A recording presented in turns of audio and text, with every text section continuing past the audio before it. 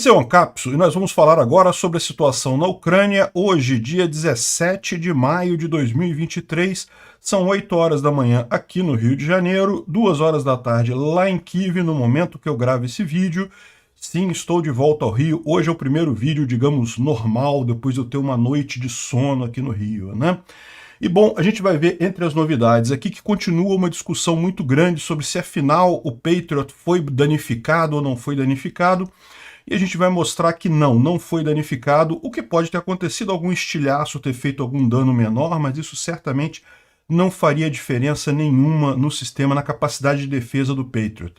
Por outro lado, os ucranianos perceberam que existe uma forma dos russos terem acesso à localização do Patriot, que é justamente pelos vídeos de câmeras, tanto de pessoas que estão filmando online lá em Kiev, né, os ataques aéreos que acontecem, como também câmeras de segurança que estão abertas na internet. Então eles estão fazendo uma grande remodelação nessa história aí para impedir esse tipo de acesso que pode ter ter dado a localização do Patriot para esse ataque russo. Em Bakhmut, os russos conseguiram avançar ainda mais dentro da cidade. A situação está realmente muito crítica, mas nos flancos os ucranianos continuam avançando com muita força. Ou seja, tudo leva a crer que isso aí é uma grande armadilha para os russos, né? Os ucranianos estão até incentivando os russos a continuar avançando dentro de Bakhmut, colocar mais tropas lá e coisa e tal, enquanto eles avançam no flanco, porque você sabe, no final das contas, o avanço na cidade perdendo os flancos não significa absolutamente nada, né? Além disso, a gente tem uma situação muito incomum em Marinka, que parece que os russos estão querendo fazer um gesto de boa vontade lá em Marinka. Também, na questão da linha de frente, aqui na região de Nova Kakhovka, parece que os russos abriram as comportas completamente da represa de Nova Kakhovka, e isso acabou alagando algumas posições russas, rio abaixo aqui, né? Eles provavelmente fizeram isso na ideia de desalojar as posições ucranianas que estão rio abaixo. Você sabe, nessa época do ano, na primavera lá na Ucrânia, o degelo gera um volume de água muito grande, então o rio Dnipro ele está com um volume muito grande de água, até em Kiev tinha algumas áreas alagadas lá, quando eu estive por lá. Então eles abriram essa coisa aqui na ideia de alagar as posições ucranianas que ficavam na margem do rio, mas os ucranianos conhecem a região, diferente dos russos, né? Acabaram alagando os próprios russos ali na região. O presidente do STF da Ucrânia foi preso por corrupção, numa acusação de corrupção de 3 bilhões de dólares, né? Quem dera a gente conseguisse fazer isso aqui no Brasil. Aqui no Brasil o pessoal do STF é praticamente Deus, não pode ser nem tocado. Vamos entender o que foi essa investigação e como isso mostra que os mecanismos de controle da corrupção lá na Ucrânia, ao contrário daqui no Brasil, estão funcionando de forma correta, né? E uma notícia triste, o governo brasileiro quer trocar o espião russo que foi preso aqui no Brasil, que tanto a Rússia quer a extradição dele, quanto os Estados Unidos quer a extradição dele, ele quer trocar esse prisioneiro, esse espião russo, com os Estados Unidos em troca do Alan dos Santos, o que é um absurdo. O Alan dos Santos é um jornalista brasileiro que foi preso pela opinião dele, porque ele é contrário ao STF, porque ele criticou o STF, porque ele criticou as eleições.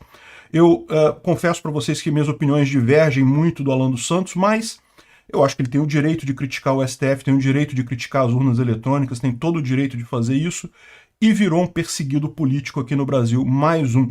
E ele fugiu para os Estados Unidos, justamente para não ser preso, e agora o Brasil quer negociar a troca do espião russo com Alan dos Santos. Olha o absurdo que é isso, que tipo de comparação que o governo brasileiro está fazendo, né? É tudo pela corrupção, é tudo pela ideologia tosca do Lula, desses corruptos, da elite aristocrática socialista brasileira. Um absurdo completo isso. Bom, vamos falar sobre essas notícias e outras notícias em detalhes. Essas notícias foram sugeridas por Fofoqueiro de Plantão, Leleda e várias outras pessoas. Obrigado aí ao pessoal que sugeriu as notícias. Obrigado a você que está assistindo nosso vídeo. Se você gosta do nosso conteúdo, por favor, deixe o seu like e se inscreva aqui no canal, né?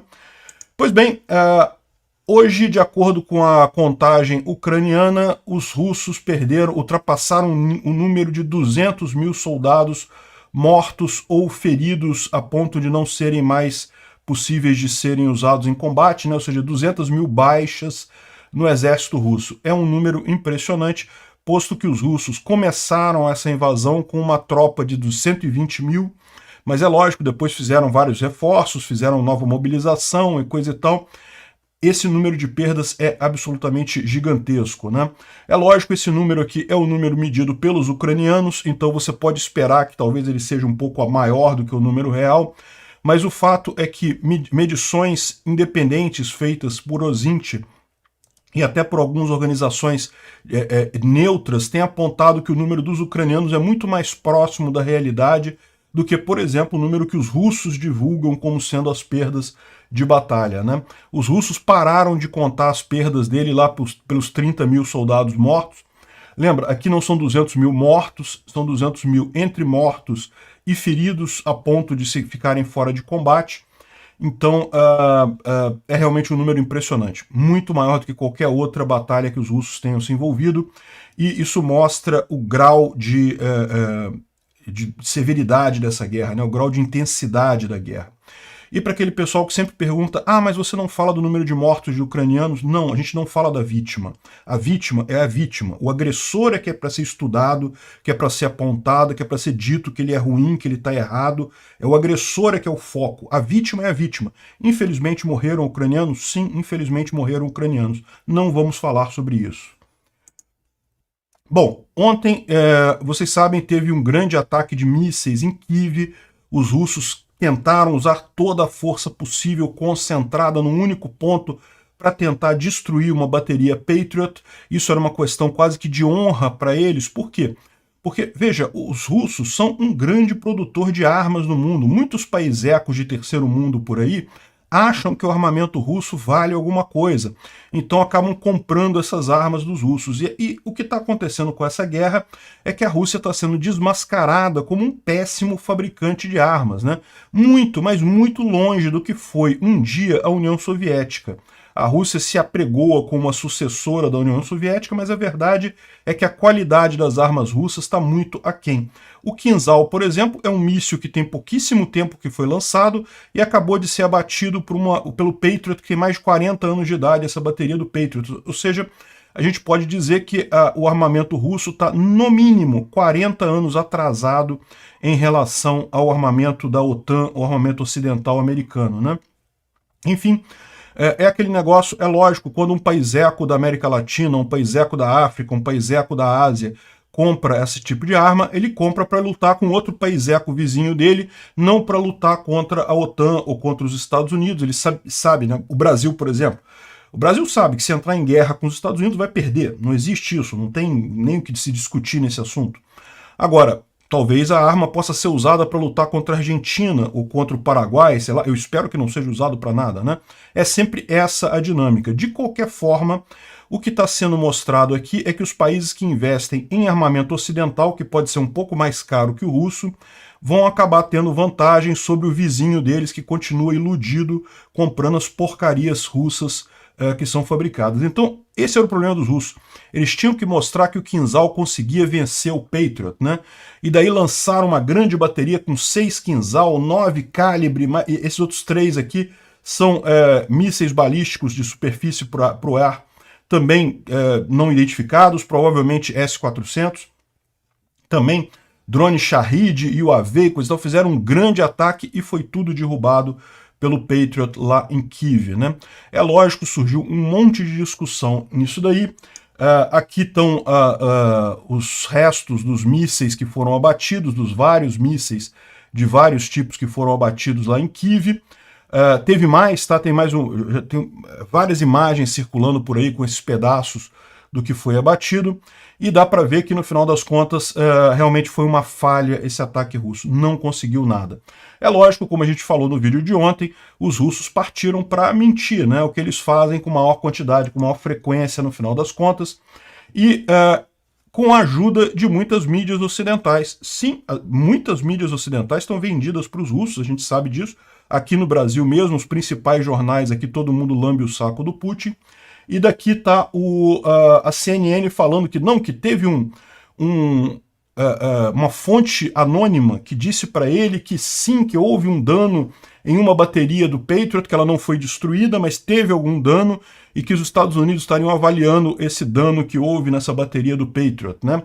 Mas logo em seguida, a própria Casa Branca desmentiu isso, disse que não pode confirmar a informação de que houve qualquer dano ao Patriot na Ucrânia, e falando que a gente segue informações oficiais, não fontes anônimas da CNN, ou seja, dizendo que a CNN tirou do cu uma fonte anônima para dizer o que os russetes queriam dizer nisso daí, né? Enfim, não tem dano, e também tem uma thread muito bacana aqui do Thomas Tiner, que é um especialista militar lá americano, explicando por que não faz sentido, mesmo os vídeos que eles mostram em que aparentemente tem uma explosão no solo aqui, coisa e tal, isso não é compatível com o que seria o caso de um ataque bem sucedido nesse caso, né? Ou seja, o que pode ter acontecido são danos menores devido a estilhaços, isso teve mesmo, a gente mostrou ontem, o zoológico de Kiev teve vários estilhaços jogados lá, quebraram árvores e coisa e tal, felizmente nenhum animal foi ferido, nem pessoas, mas esse tipo de coisa, teve uma companhia de ônibus também que pegou fogo lá em Kiev, com estilhaço desses mísseis, né? Isso acontece de fato. O míssil, quando ele é atingido pela defesa antiaérea, a carga principal dele de detonação, ela é perdida, mas ainda assim o míssil é um objeto pesado, né? Uma coisa grande, que tem uma velocidade e tal, e aquilo ali continua na trajetória dele, pode atingir alguma coisa, pode sim causar dano sem dúvida alguma, mas é aquele negócio, é muito diferente de atingir essa bateria. Agora, uma coisa é importante notar, e isso foi notado pelos ucranianos mesmo. Os russos sabiam onde estavam as baterias Patriot. O ataque foi direcionado onde estavam as baterias Patriot. E isso é um problema. Por quê? Porque se você vê imagens desse tipo aqui, ó, dá para você ver claramente onde é que está a bateria aqui, né? Esses prédios aqui deve ser fácil de identificar lá em Kiev, em algum lugar. Você sabe que esses mísseis que estão sendo lançados aqui são os mísseis do Patriot, então a bateria está em algum lugar por aqui. É fácil de chegar à conclusão disso daí, né? Então esse foi um dos aprendizados ucranianos com o episódio que aconteceu ontem, né? Ou seja, primeira coisa, teve muito blogger, muito youtuber que fez live mostrando o ataque lá. E isso é terrível, porque live é informação em tempo real, ou quase em tempo real, e com essas informações os russos sabem onde estão essas baterias, né? Essas defesas antiaéreas, tipicamente depois de um ataque, elas já têm que ser movidas de qualquer forma. Então, em função dos últimos ataques, elas já tinham sido movidas de posição. Mas é lógico que a quantidade de posições que você tem numa cidade não é infinita. Você tem os pontos bons para posicionar essa bateria, né?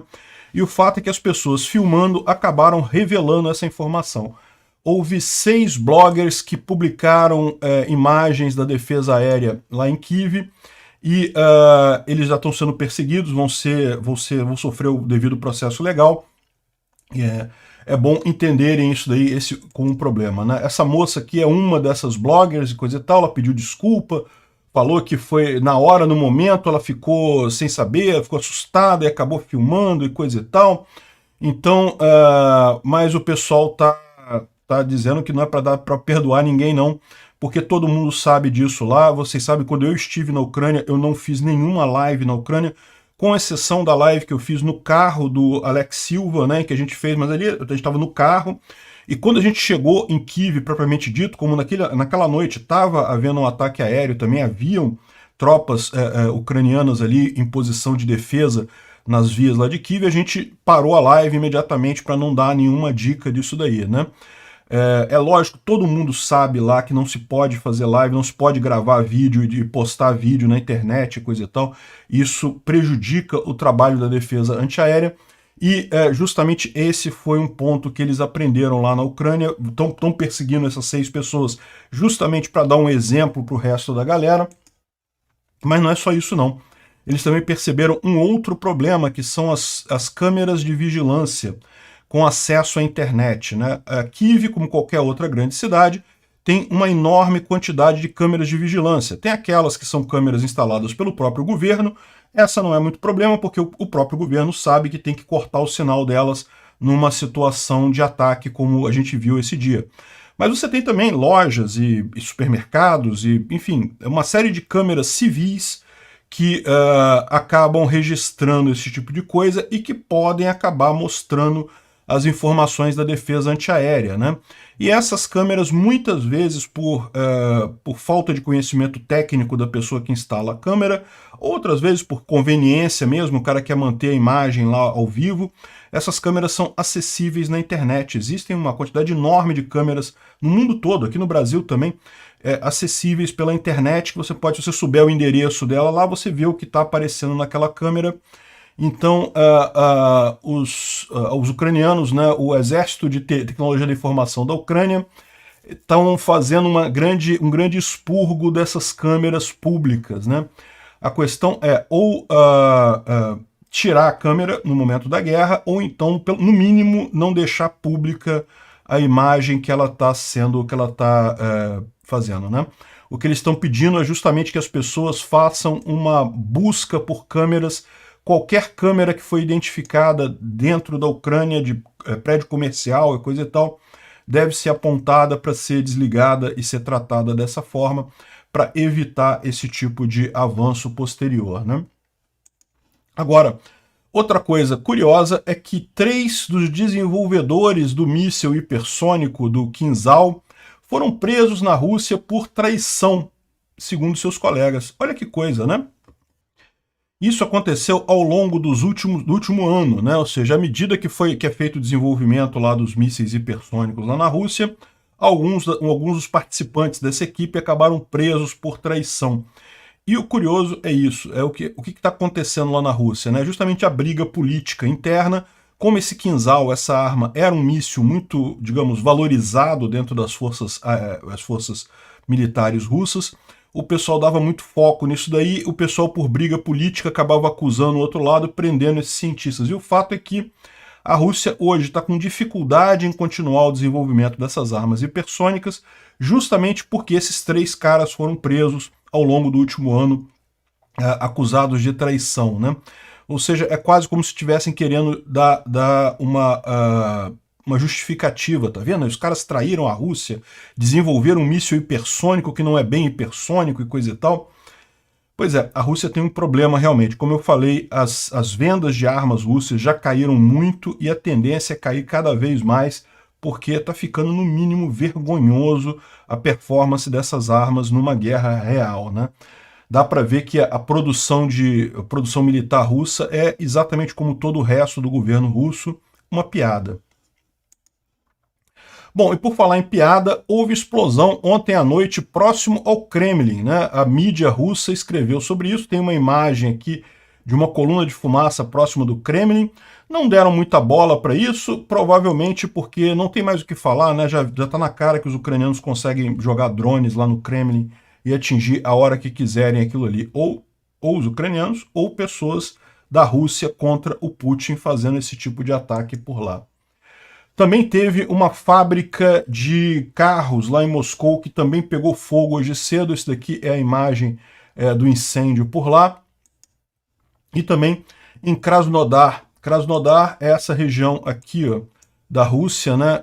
Krasnodar-Rai, e que teve aqui uma explosão de uma subestação de energia elétrica, né? De novo, não está claro se isso daqui foi um ataque ucraniano, se foi obra de sabotadores locais ou se foi um acidente. Pode ter sido só um acidente também, né? O fato é que essa subestação queimou e parte da cidade está sem energia elétrica e sem conexão de celular por ali, ou seja, está causando alguma dor de cabeça essa explosão ali em Krasnodar, né?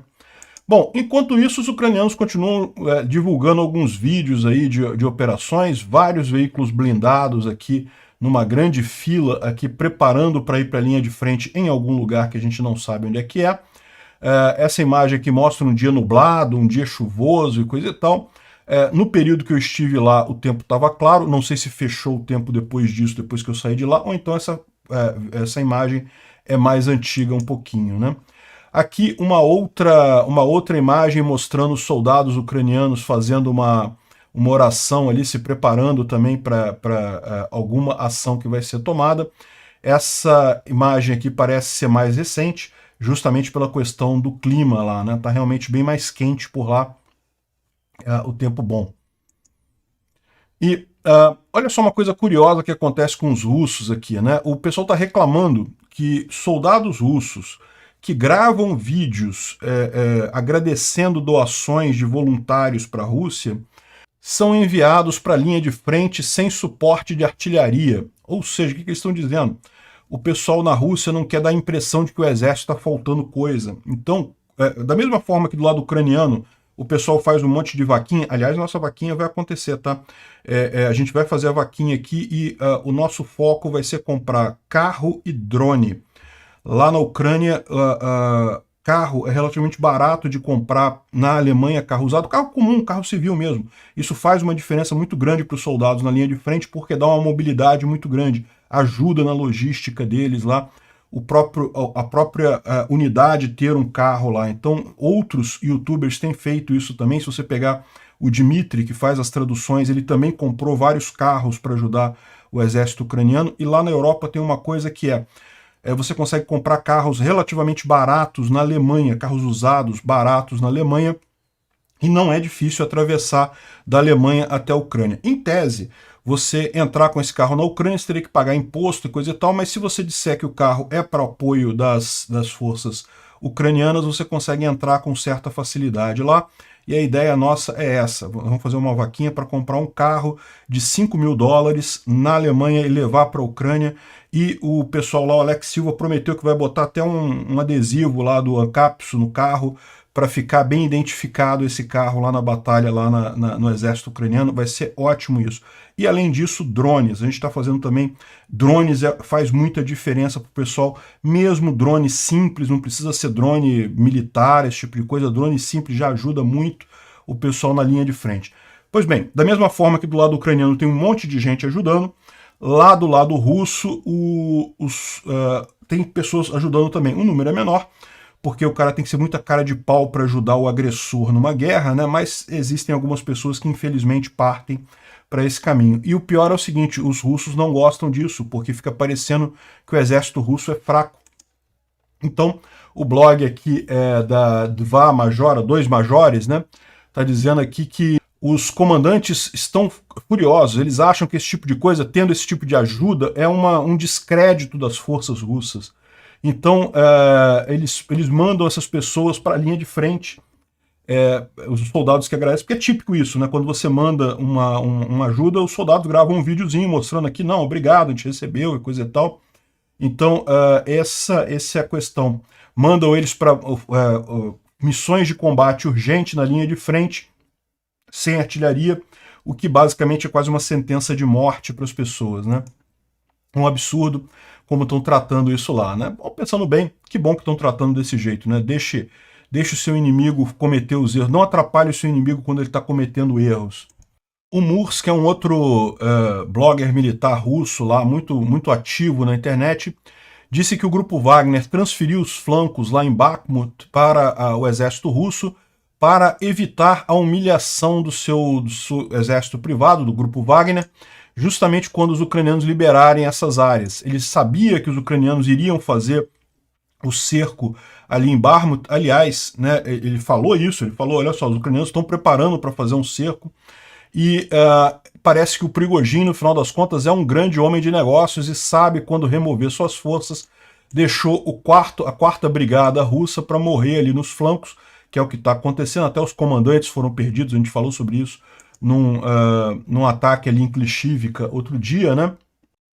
Ele está dizendo aqui que a quarta brigada teve vários problemas, né? Porque o ministro da Defesa não forneceu os UAVs necessários, e levantar UAVs civis com nível de guerra eletrônica pode ser complicado naquela região.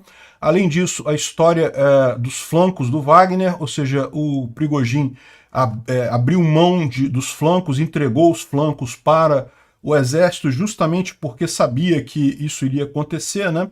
E é preciso dar crédito para o Prigozhin como um homem de negócios. Ele usa cada oportunidade para obter um melhor lucro, né?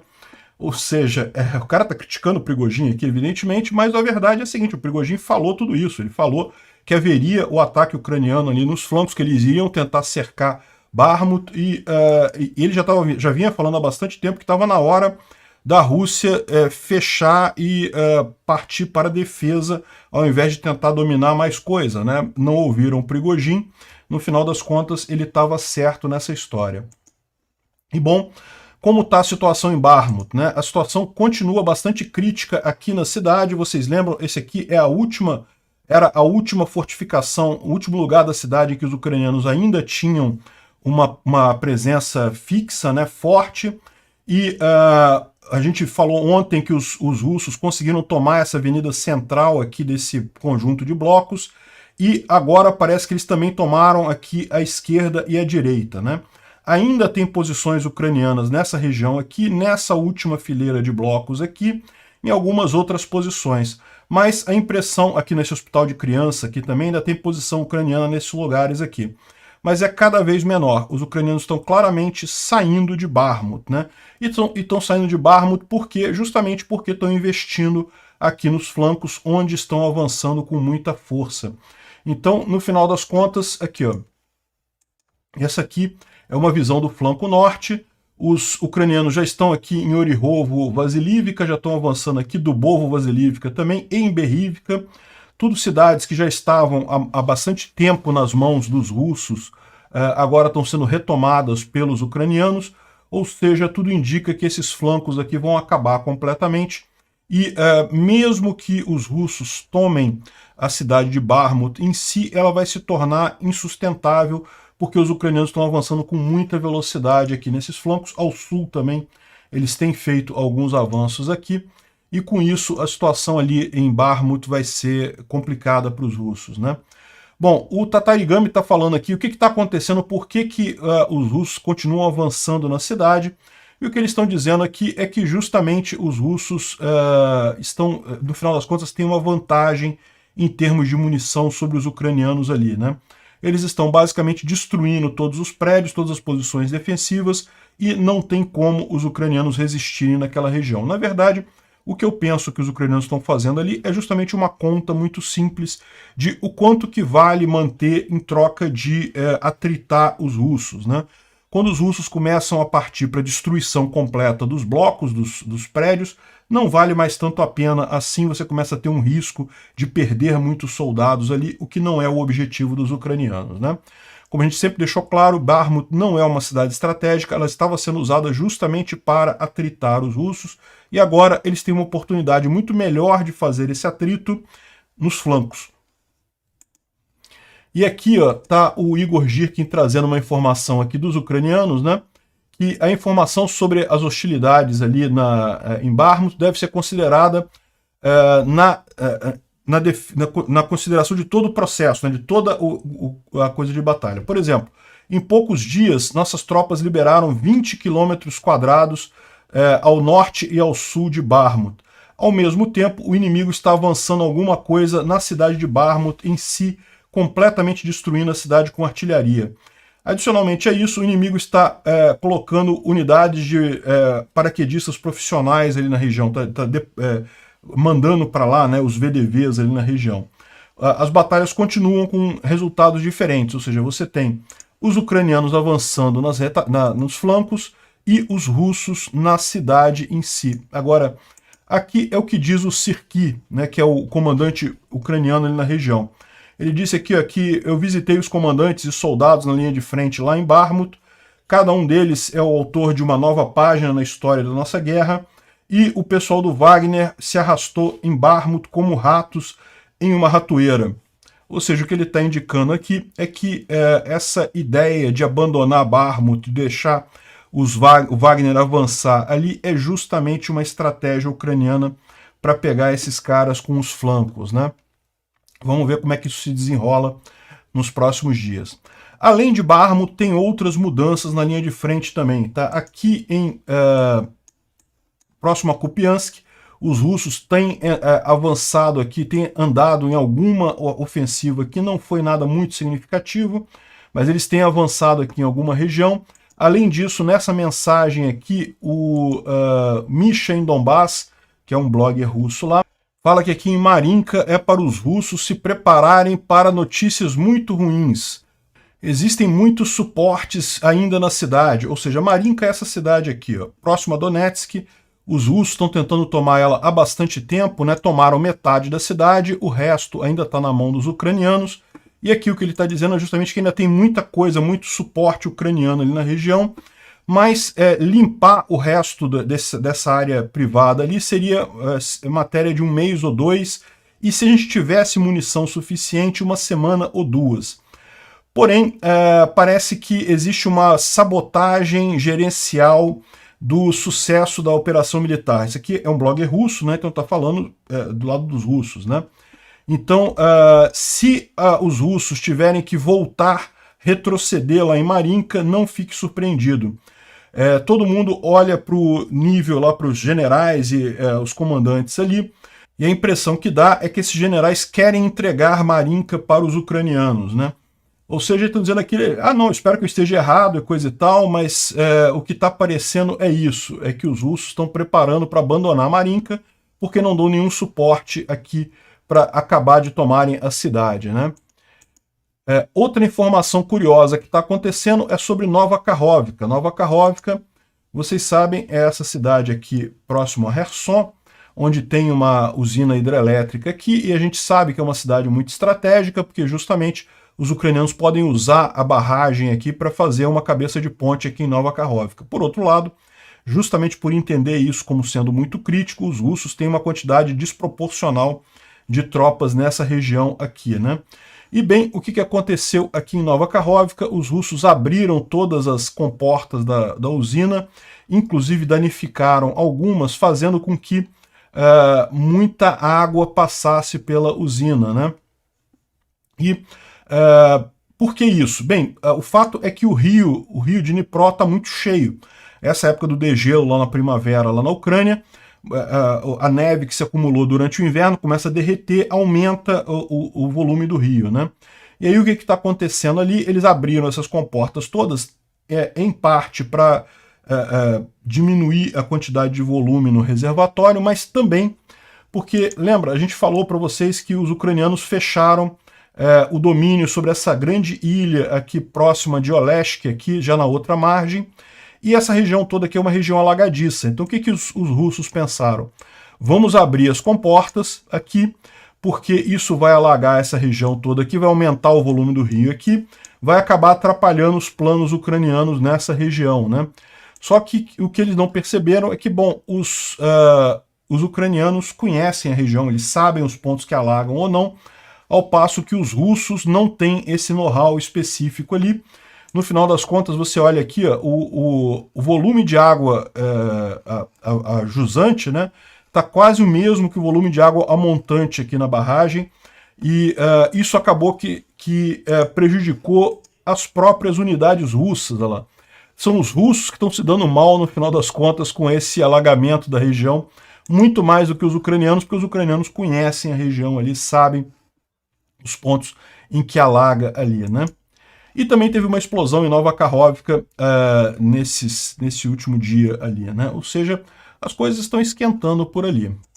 O Instituto para Estudo da Guerra fala sobre a questão dos ataques ucranianos ali em Bakhmut. Então, os ucranianos parecem estar fazendo contra-ataques localizados nos flancos, mas ele fala que isso daí, na visão dele, não é a contraofensiva ucraniana ali, né? Os russos mandaram reforços para Bakhmut, ou seja, tudo indica que eles esperam manter a capacidade ali. Ele fala aqui sobre o grande ataque de mísseis na noite do dia 15 para o dia 16, né, que a gente falou, que teve lá os Kinzhal derrubados e coisa e tal. Enfim, não tem nenhuma grande novidade aqui em relação ao que a gente já falou aqui nos vídeos, né? Bom, ontem parece que o Prigozhin deu mais uma alfinetada no Shoigu, né? Um repórter perguntou para o Prigozhin, lembra que há um tempo atrás o Prigozhin convidou o Shoigu, falou, não, você que tem uma experiência militar muito grande, que tal você vir aqui na linha de frente, quem sabe você não pode ajudar a gente a ganhar essa guerra e coisa e tal. É lógico, era uma alfinetada, porque o Shoigu não tem background militar nenhum, ele sempre foi um burocrata, né? Então, foi uma alfinetada do Prigozhin. E aí o repórter perguntou para o Prigozhin, e afinal, o Shoigu foi aí para Bakhmut, foi aí ajudar? E o Prigozhin respondeu aqui, essa é uma pergunta estranha. Eu imaginei que era de conhecimento público que Ele está aqui em Bakhmut, ele já está aqui há uma semana agora, né? Ele está no quartel-general lá da brigada de assalto de uma dos porões lá de Bakhmut, né? Ou seja, sacaneando o Shoigu. É óbvio que o Shoigu não tá lá, né? Mais uma vez o Prigozhin sendo irônico com o Shoigu, né? E realmente mostra o tipo de jogo que está sendo jogado ali. Ou seja, os russos já perceberam que perderam essa guerra, agora é a questão de quem é que vai levar a culpa nessa história, e o Prigozhin quer empurrar isso para o Shoigu. Uma boa notícia que se teve é que a Moldova decidiu sair da Commonwealth of Independent States. A CIS é mais ou menos a comunidade europeia lá da Rússia, né? A Rússia tentou fazer um negócio parecido com a comunidade europeia, uma série de acordos de livre comércio, coisa e tal, que é o CIS, e a Moldova está saindo dessa associação. Faz bem nisso daí. Quanto mais rápido a Moldova cortar suas relações com a Rússia, melhor, né? Outra coisa curiosa é a RIA Novosti mostrou aqui um vídeo mostrando campanhas de publicidade na guerra, né? Aí os russos estão mostrando aqui que eles botam um monte de panfleto contra o Zelensky, criticando o Zelensky, criticando a Ucrânia, e também botando notas falsas de hryvnias, né, que é o dinheiro ucraniano e coisa e tal. Isso aqui é nota falsa, tá, gente? Mas aí eles botam um monte disso daí e disparam contra as tropas ucranianas e coisa e tal, com o objetivo de causar caos entre os soldados ucranianos. Isso não funciona no final das contas, a verdade é essa.